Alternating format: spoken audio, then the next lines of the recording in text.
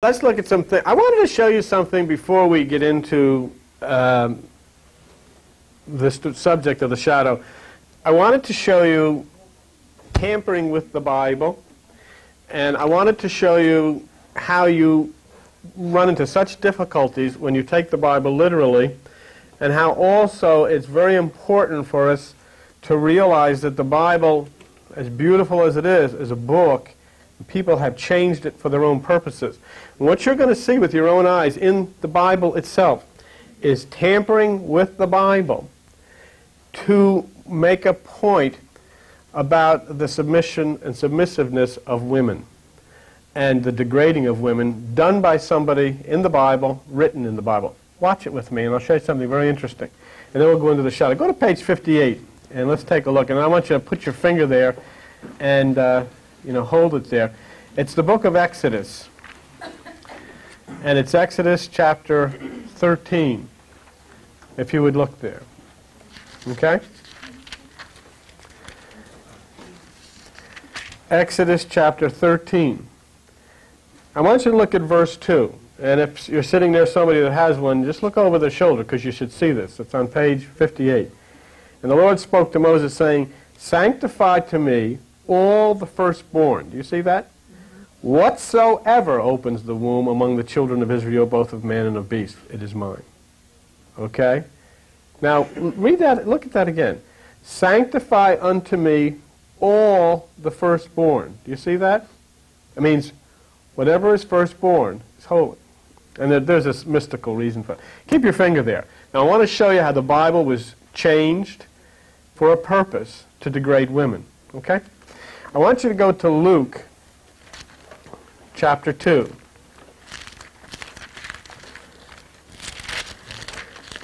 And I want you to look at page 832. Page 832. Because it's good that you... Now, just flip back again. Take a look at Exodus 13:2. "Sanctify unto me all the firstborn, whatsoever opens the womb." All right? That's very important that you see that.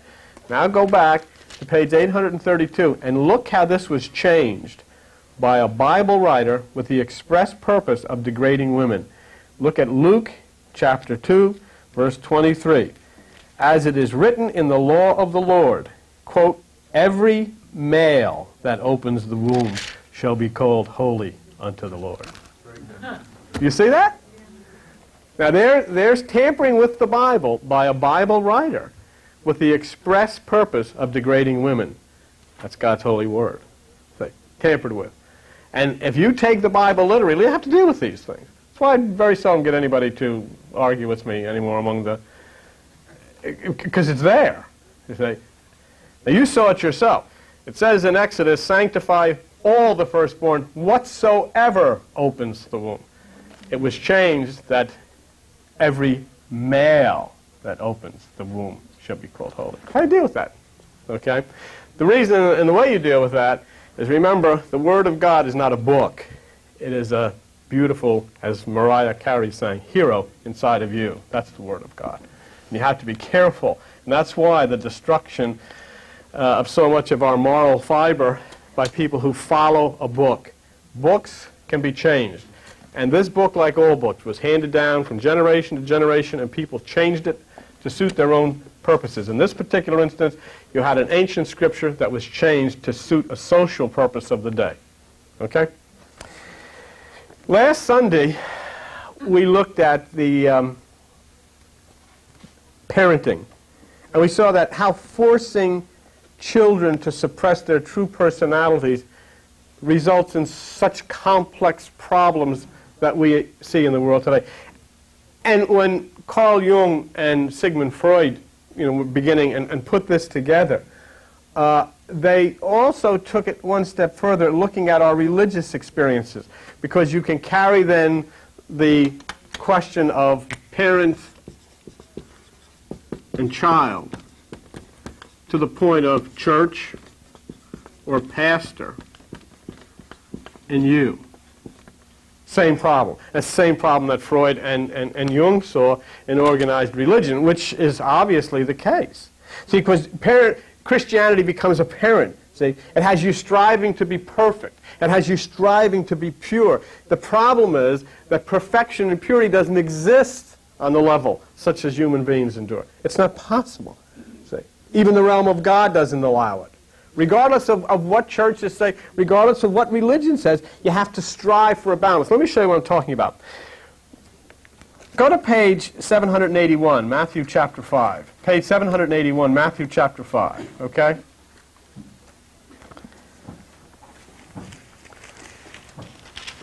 I want to just call for a moment on that which is within me to just rush in and carry me now, because, you know, it's getting a little bit difficulty getting started. And I can always tell when, you know, I don't know if you understand what I'm saying. But let's just pause for a second, okay? Each one, if you would, just with me, and just allow that just within us to open itself to us.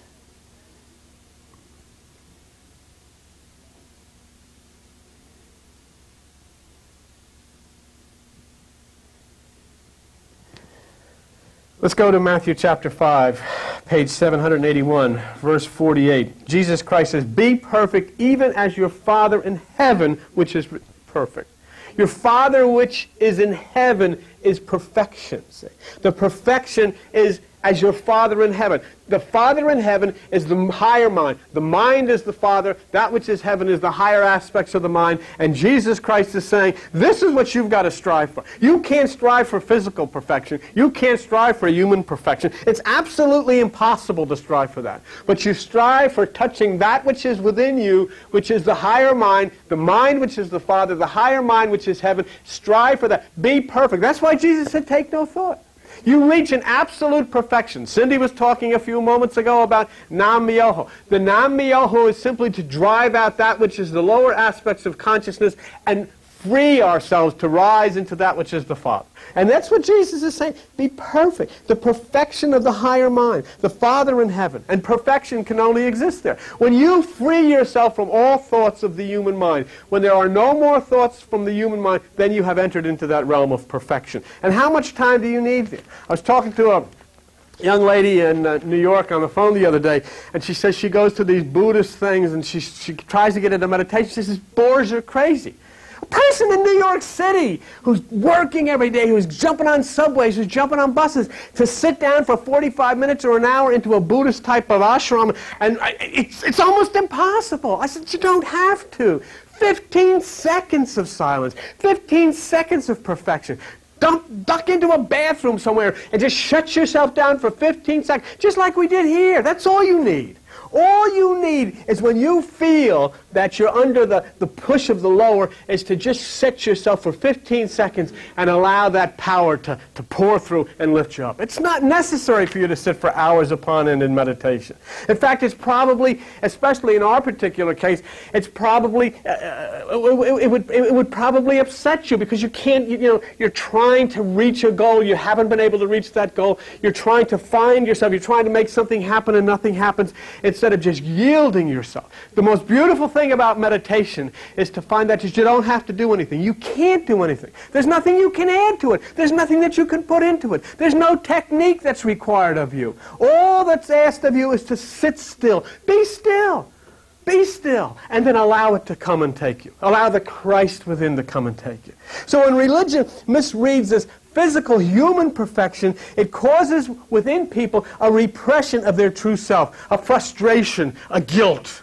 All of a sudden, you're trying to be like they are. And then you look back like we look back at all of the years of what they are, and we find out that what they are is pure hell itself. Pure hell exists.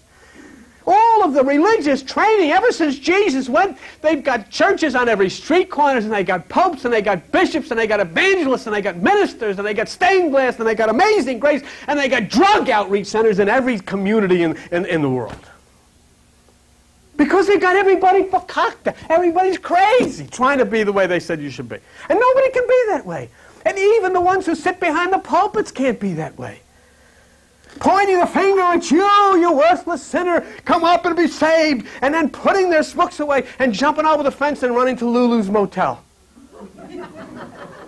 And there's no problem with them running to Lulu's motel. If he's got to get it out of his system, get it out with Lulu, fine. But don't point the finger at everybody else. And you know, see, this is the point. When you really look at the Scriptures, there's no reason that you have to live under that guilt. See, that's what you need to do. You need to just express yourself. Do whatever you want to do. Just two conditions. One, you can get sick. Two, you can't hurt anybody else. Other than that, do what you want to do. I don't care what anybody says. Crazy? That's it. Enjoy it. Be crazy. Be absolutely nuts. Be the way that you want to be, because something is telling you you have a mission. It's not going to line up with the system, but is this what you want to be? Do you want to say, I have to be like them? I have to fit in? Fit in with what? What do you want to fit in with? And the reason that you're all sitting here, you know why you're sitting here looking at this bizarre person saying these bizarre things, is because you never were able to fit in. It's the only reason you're here. And you're saying there must be something different. There must be a different way. There's got to be something that I'm missing. And you know what you're missing? You've never met yourself. Yourself that came out of your mother's womb was instantly changed by your mother and your father to be the way they wanted you to be. And yourself was gone. Just like that. It's like the guru said, Mommy and Daddy got you. And Mommy and Daddy did everything they could to see that you were raised and made into what they wanted you to be. And the guru said that's the difference between a mommy and a daddy and a mother and a father. A mother and a father will make you be the very best you could be. A mommy and a daddy will make you be what they want you to be. And that's what religion does. Take a look. What's your life been? You happy? You successful? That's the way you wanted it? That's the way they want you. They don't want you to succeed. The only reason they would want you to succeed is because your wallet gets bigger, and 10% of that is a good deal. But they don't want any other part of you to succeed. They want you to submit. And Carl Jung and Sigmund Freud said, we have destroyed ourselves because we have taken our God-given personalities and said, you shouldn't be like that. First thing, watch it sometimes. The first thing you'll see, and I can't do this too much because I get sick, kids spin. Kids spin. What is the first thing you do when a kid spins? Stop it! You're going to get dizzy! We don't understand it. You should spin. Everybody should spin. If I didn't get seasick, I would spin. Do you know, sometimes, if you can get the tape, see the whirling dervish in Turkey. Do you know they spin for hours, 3.5 hours, they spin, spin, spin. And the music, and they wear these long skirts and the skirts, and they go into an ultimate ecstasy of meditation.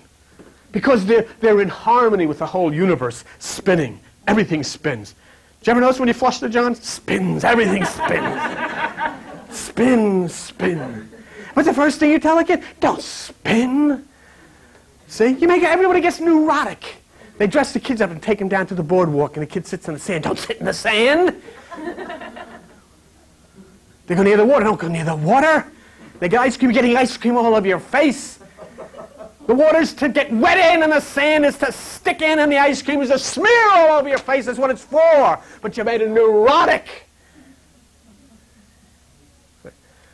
When we said last week, don't ever let me see you touching yourself there again.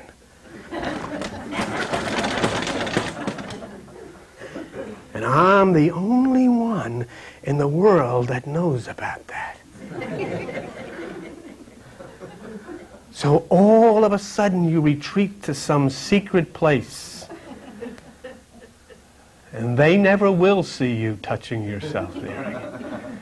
They will never hear you. And all of a sudden you found out that you have secrets you have to keep from them. You didn't know that they had secrets they kept from you. They're in a little closet with their skeletons. And now as a little child, you're in a little closet with yours. And everybody is absolutely nuts.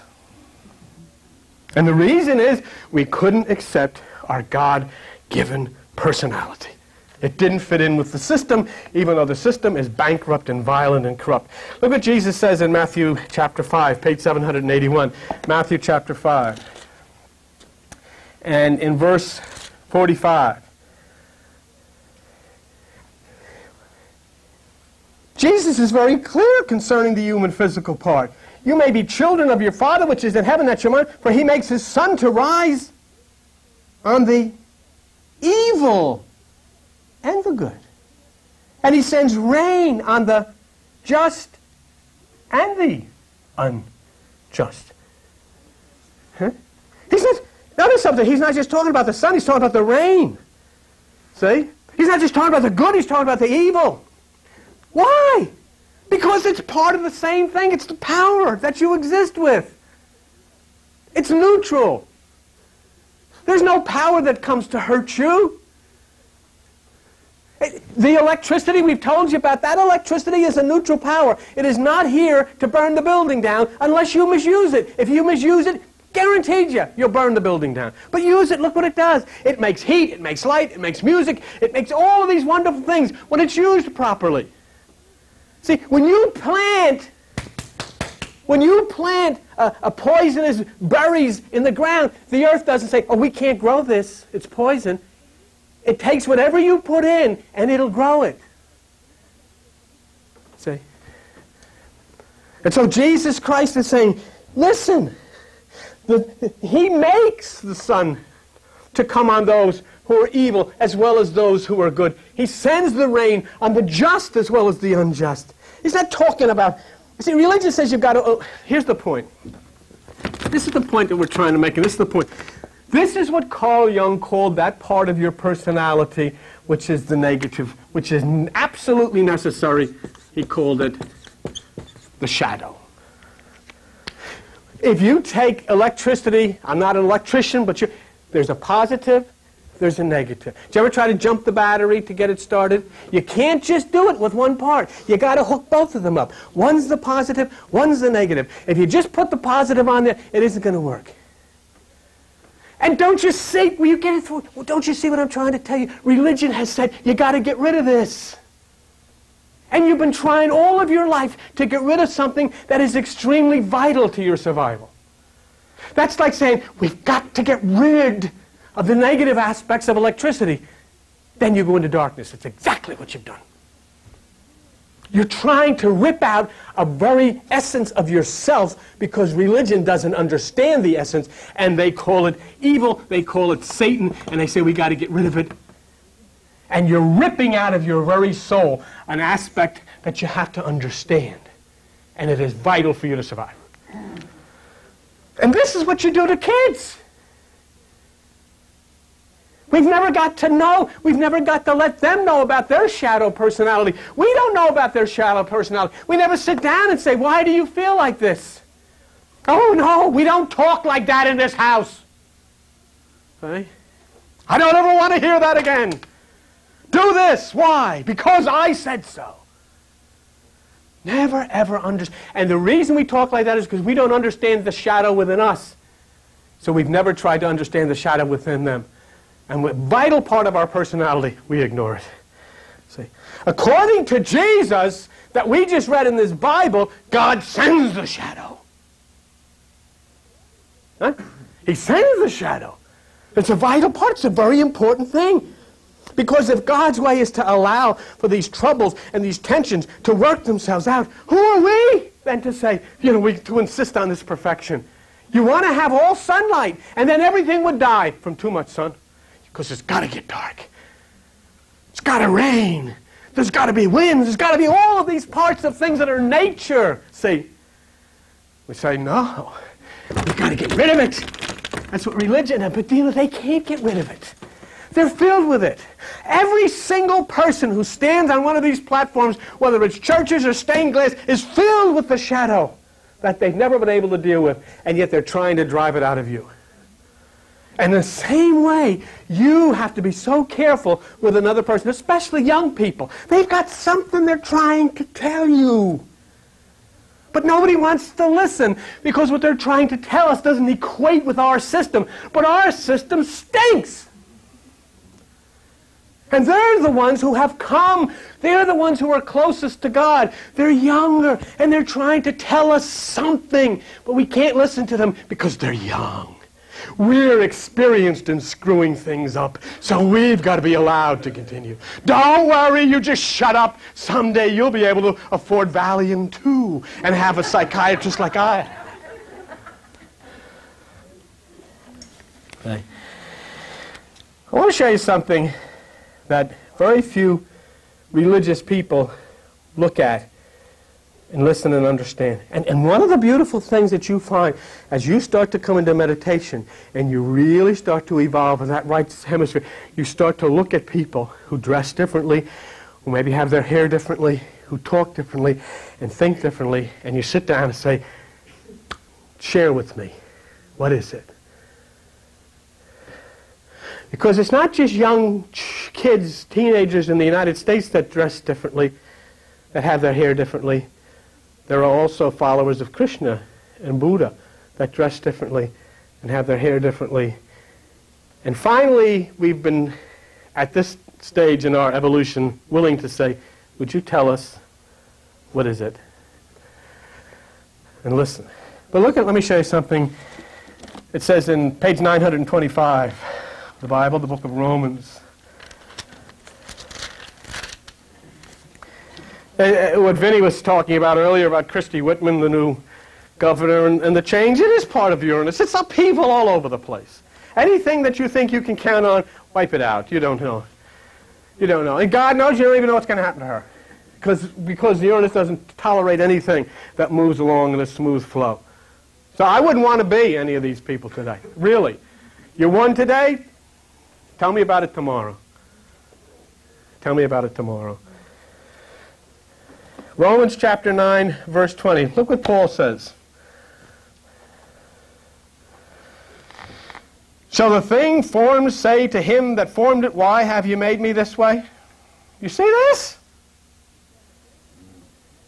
Has not the potter power over the clay of the same lump to make one vessel unto honor and another unto dishonor? What do you do with that? Whose sin is it? You say, oh, this person's living in sin. It just says in the Bible there that God makes people unto dishonor. It's his problem. Get off their back, blame him. Have the guts to stand up in the pulpit and say, God, you screwed this up. You made these people this way. Oh, no, homosexuals are sinners. They're going to hell. It's the wrath of God. The scientists are finding out it's genetic. Then blame him. What the heck you make him for? Maybe he's a homosexual. Did you ever think of that? You're going to go to heaven, you're going to go meet God, and God says, well, hello.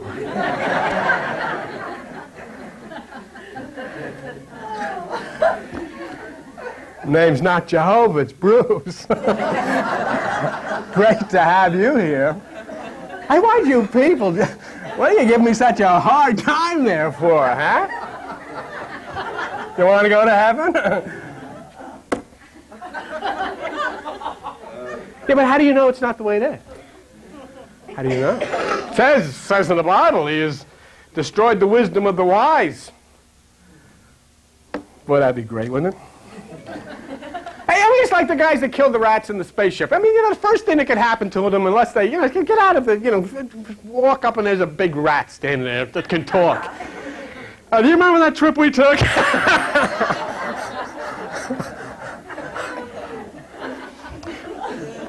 Call it karma. See, but if you read where Paul is saying, what right does a person have to complain about the one who made the clay, you got to then look at it mystically. We're not talking about God deliberately making someone unto dishonor. We're talking about creation of nature where people are simply born different. Nature just does things. And it does things based on a whole bunch of things that are put into the pot. Genetics, you want to call it genetics, whatever you want to call it. People come out differently. There's things that happen. There are fires. We just saw the terrible fires. There are hurricanes. There are all of these things that happen, see.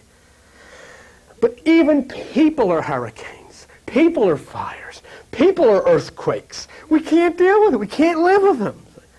Because of their difference. See, society doesn't... Remember the young lady called us who we met in New York, and she had introduced herself to us, and she called on the phone the other night. I was telling Joan, and she said, I was really afraid to call because I didn't think that...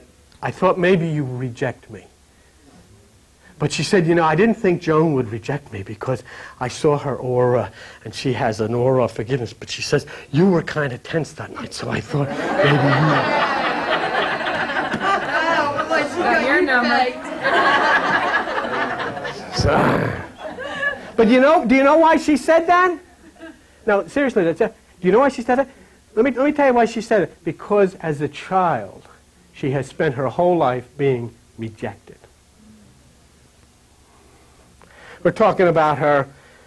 She does some TV stuff up in Europe, but she was pregnant in her mother's womb. Get this one. Get this one. Her mother was carrying her. Her father went out, met her mother's, if you can follow this, her mother had a girlfriend. Her mother's sister had a girlfriend. Her father, while her mother was pregnant, met the mother's sister's girlfriend and got her pregnant. The mother's sister's girlfriend gets hold of the telephone number and calls up to see if Rocky's home. Instead, he gets Helen, this girl's mother. Helen is carrying this girl, finds out that this other person is pregnant with another one, and what happened is the mother turned totally against what she was carrying. It became trash to her because, see, so she's been running all of her life. She's very beautiful physically, but she's all screwed up. And her first thing was, I was afraid to call because I thought you would reject me. Because everybody rejects her. See? And not because they do, this is the way she perceives it. This is her thing. Destruction, destroyed. See? So we're talking about the creations of nature where people are born different. Their differences are not allowed by society, and so what they try to do is suppress themselves.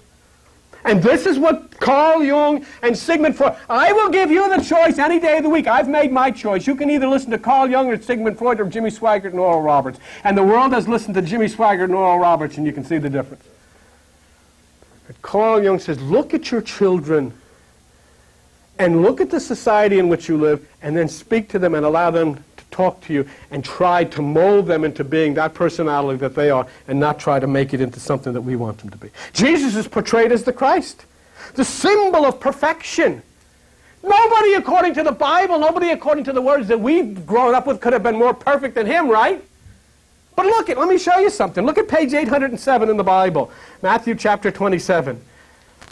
When you try to strive for perfection, and what's being said here is something deeply mystical. Nobody could be more perfect than Jesus according to everything that we've ever been taught. But what does he say? Matthew chapter 27, look at verse 46. And he cries with a loud voice, my God, why have you forsaken me? I am perfection, yet I am forsaken. See a little something in there? Do you see anything in there that gets you? Verse 46, what time is it? 9 hours. Number 9 means consciousness. Okay? And this is that which is the feeling of consciousness. You have forsaken me. But now let me tell you something here. Who was the light of the world according to the Scriptures? Jesus. Huh? Who did God forsake? The light. Mm-hmm. And if you're forsaking the light, then you must be embracing the darkness. Who did God embrace? The darkness. See? If God is forsaking the light of the world, he is embracing the darkness, then everything is embraced by God, by nature. Light and darkness are equally embraced. Nobody is forsaken. But if you're going to live in this world, you've got to allow yourself to break down the conditions of the training that you had from religion. You've got to take all of the religious training you've ever had, and you've got to go into the bathroom with it, and you've got to flush. And then you've got to stand totally new and say, wait a minute here, enter, I have cleansed everything from within me. I need now to start to live and to find what nature is, to find what life is, and to be part one-on-one with you.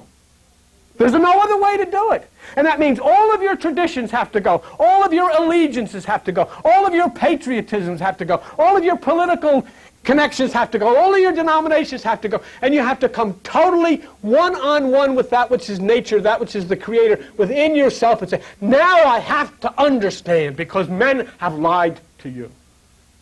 You have been lied to. Now you have to understand. So it is not that darkness is bad. Darkness is simply different. It is the society that portrays it as bad. Do you hear? Listen to what I said. It is not that darkness is bad. Darkness is simply different, but the society says it is bad. They say, you must live in the light. You must follow. Even remember the song? I saw the light, I saw the light, no harm. Everybody wants to see the light. Let me show you something. Go with me to page 747, because you want to see the light. Okay? Page 747.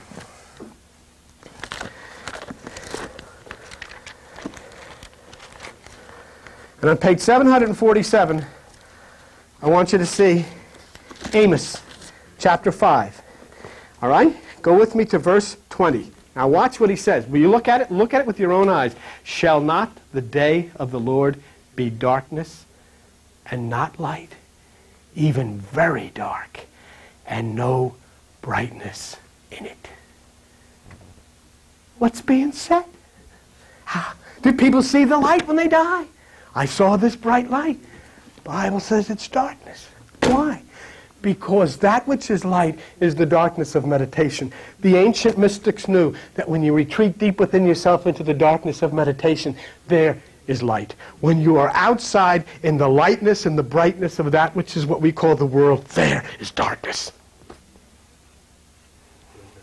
You're not looking at me seeing light. You're seeing darkness. I'll tell you how dark it was. Joan and I went looking for a place to eat last night. I said, let's go out. Let's find some place. She said, let's go to Vesuvius. I said, I can't take any Italian. I don't want any. You know, we look on Italian. Incidentally, for those of you who'd like to join us for lunch today, we're going to the church function is going to be held at the Dry Dock Inn. So you can do a little Texas two-step as well. But anyhow, Joan and I went out looking for a place that, we went up the Cowboy. The Cowboy. Well, we had the cow, but I didn't pay a whole lot of attention to the food. But I got a kick out of it. Joan and I years ago used to go to a place called Rack's Hut.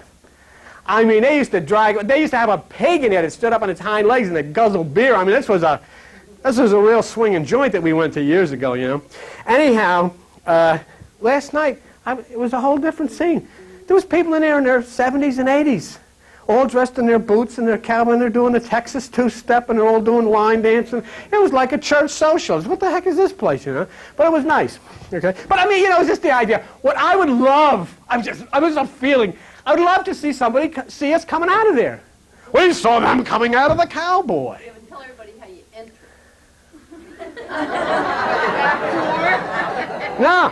No. I went the wrong way in the one-way, and she freaks out in the parking lot. There was no one-ways in the parking lot. You did it 2 times. I did it 2 times. I couldn't find it because it was dark out. Anyhow, what I'm trying to point to you is that don't suppress anything. Oh, no. If you go to the Cowboy, if you go to the casino, wherever you go, but put your head up. I'll tell you what they do. The Christians, they go to the casino, they go to Las Vegas.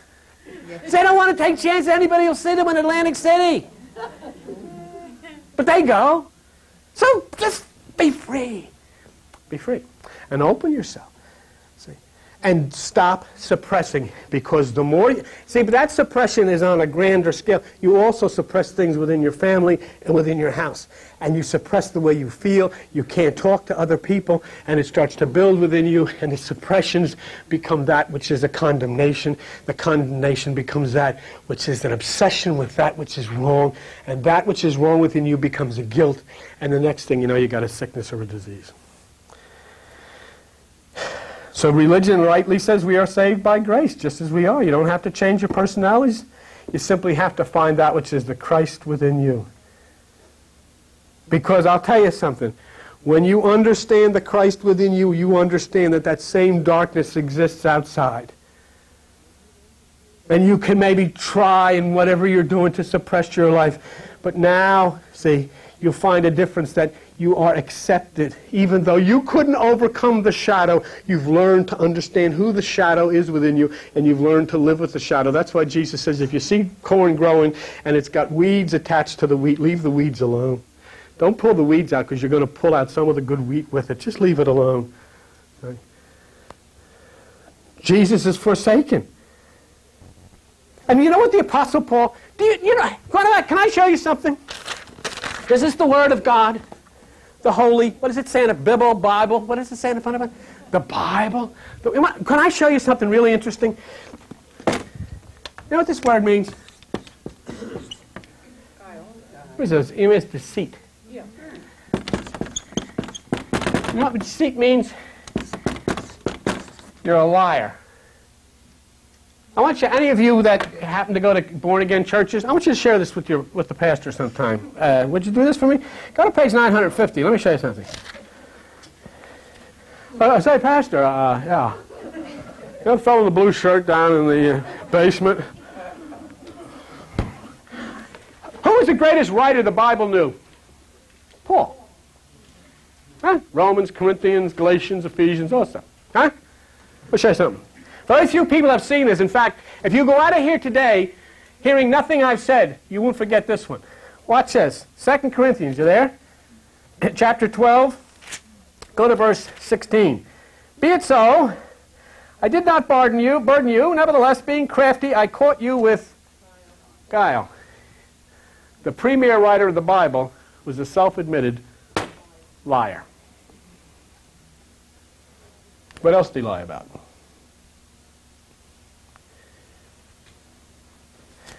Join me, would you? How do I know?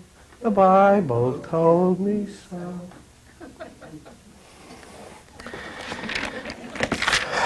But you can't doubt a word. You can't doubt a word the liar told you. And you can't get a priest or a minister or a bishop to say that Paul was a liar. But to his everlasting credit, he admitted it. I deceived you. And they still do, don't they? Real quick, because we got to get going. I wanted to just show you something about the Apostle Paul and his dealing with the shadow within him. Go to page 924. And that's not to put Paul down, because the man did something that most religious people don't do. He told the truth. Romans chapter 7 and verse 15. Huh? Look what Paul says. For that which I do, I allow not. In other words, you know what he just said? You know what he just said? Yeah, it's right here. Look at that. He said, that which I do, I allow not. In other words, what he said is, I tell you, I don't allow that in this church. But you know what? I do it. Do you see what he said there? What I do, this is written by Jimmy Swaggart. That's the gospel according to Jimmy. Don't you dare ever be seen going down to Lulu's.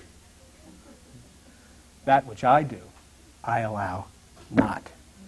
All right, just put it on. Just put it on pause and okay. I we've got to get out of here. But look what he says. Okay, that I do. But what I hate, that's what I do. If then I do that which I would not, I consent to the law. So now then it is no more, get this one, you want to see the ultimate cop-out? Ready for this, Albert? It's not me, it's sin that's doing it.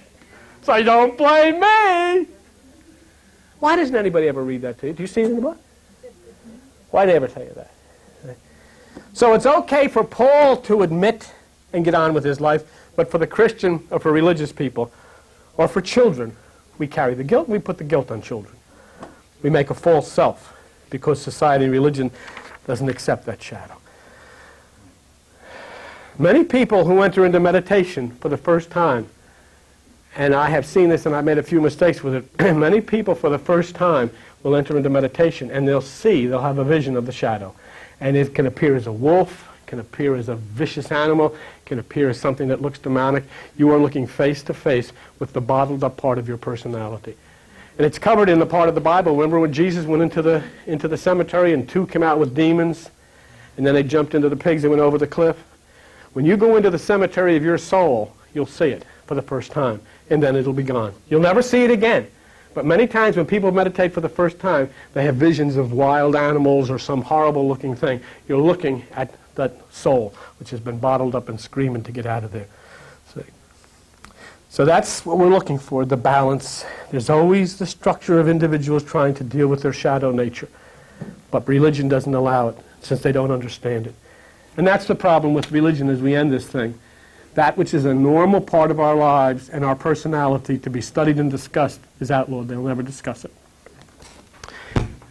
Ruth Judkins, my teacher here, school teacher, she brought me in the article by Ann Landers. As Ann Landers is 75 years old, know what she's prescribing? Masturbation. Do you hear the quiet here? Do you know why? Simply because she's expressing herself. It doesn't make any difference whether it's right, doesn't make any difference.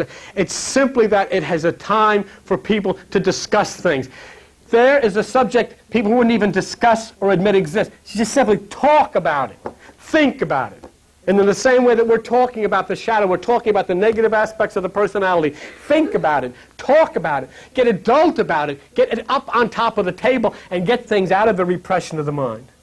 The shadow is not to be chased away. It is to be understood. It is to be embraced, because in your difference is the source of your problems. And basically what Buddha or Shakyamuni would call the shadow, as opposed to what Carl Jung called it, Shakyamuni would call it karma. And by trying to cast it out, you never learn to benefit from what lesson is being given to you. You have to spend time with the shadow, and it will come to be the origin of your being. Because the shadow, listen to this last thing that I'm saying to you, the shadow, according to Carl Jung, who is one of the most preeminent psychoanalysts the world has ever known, is an accumulation of your past lives and your past hurts. The shadow is an accumulation of your past lives and your past hurts. And by suppressing it or chasing it, you fail to learn so that you can be made whole. And that's God, who dwells within you, is trying to show you by way of the shadow. Thank you very much.